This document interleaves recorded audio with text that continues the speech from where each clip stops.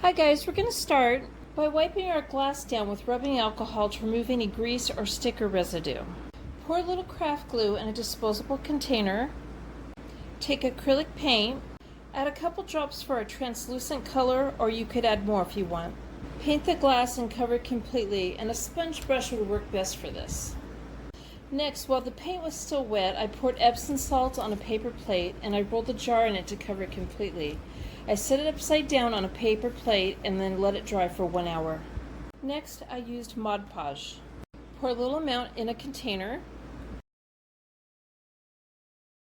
a few drops of acrylic paint, stir to mix, and we're going to paint the bottle the same way, except I won't be using Epsom salt on this one. The first bottle's dry, so I'll cover it with clear coat.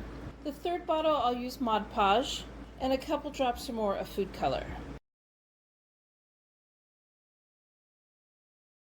I did drops of light green and primary green, and then I painted 2 coats and I let them dry 1 hour in between. So there you have the DIY fake sea glass jars. Please give my video a thumbs up and subscribe to my channel, and thank you guys for watching.